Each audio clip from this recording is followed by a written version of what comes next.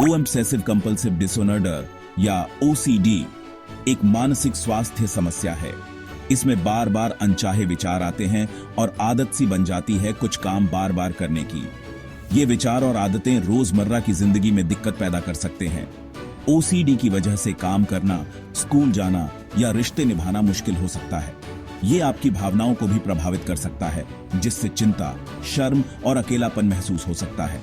सोचिए कि आपको दिन में 100 बार हाथ धोने पड़ते हैं या बार बार चूल्हा चेक करना पड़ता है कि वो बंद है या नहीं, भले ही आपको पता हो कि आपने उसे पहले ही चेक कर लिया है। ओसीडी के साथ जीना ऐसा ही होता है। ये आपके दिमाग में एक लगातार चलने वाली लड़ाई है। ये याद रखना जरूरी है कि ओसीडी एक असली बीमारी है। ये कमजोरी या आपके चरित्र की कोई कमी नहीं है। सही इलाज और मदद से ओसीडी वाले लोग अपने लक्षणों को मैनेज कर सकते हैं और एक अच्छी जिंदगी जी सकते हैं।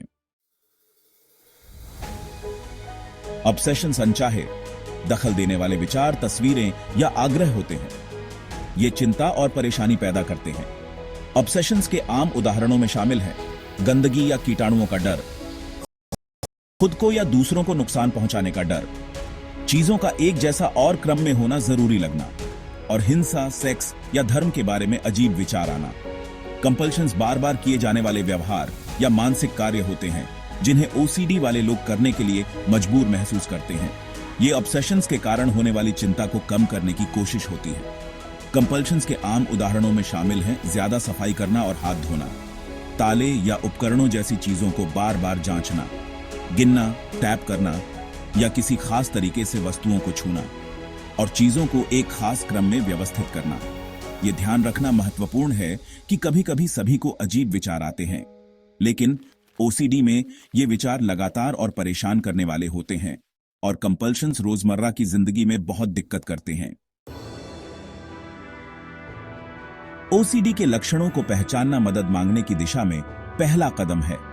यह समस्या आमतौर पर बचपन, किशोरावस्था या शुरुआती वयस्कता में शुरू होती है। लक्षण अलग अलग हो सकते हैं और समय के साथ कम या ज्यादा हो सकते हैं। ऑब्सेशंस बार बार आने वाले और लगातार विचार, आग्रह या चित्र होते हैं जो अनचाहे और दखल देने वाले होते हैं।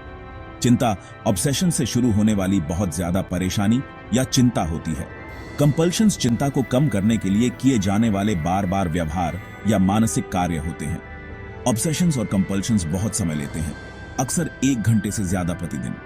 ओसीडी के लक्षण काम, स्कूल, सामाजिक गतिविधियों या रिश्तों में दिक्कत करते हैं। यह ध्यान रखना महत्वपूर्ण है कि ओसीडी से पीड़ित सभी लोगों में ये सभी लक्षण नहीं होंगे। अगर आपको लगता है कि आपको या आपके किसी जानने वाले को ओसीडी हो सकता है, तो सही निदान और उपचार योजना के लिए किसी पेशेवर से मदद लेना बहुत जरूरी है। सेक्शन 4, ओसीडी के कारणों का पता लगाना। ओसीडी के सही कारण पूरी तरह से समझ में नहीं आए हैं, लेकिन शोध बताते हैं कि कई कारकों का इसमें योगदान हो सकता है। आनुवंशिकी ओसीडी परिवारों में चलता है, जो आनुवंशिक कारणों की ओर इशारा करता है।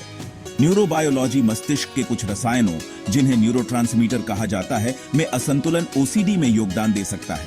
पर्यावरणीय कारक, तनावपूर्ण जीवन की घटनाएं, आघात या संक्रमण कुछ व्यक्तियों में ओसीडी के लक्षणों को ट्रिगर या खराब कर सकते हैं।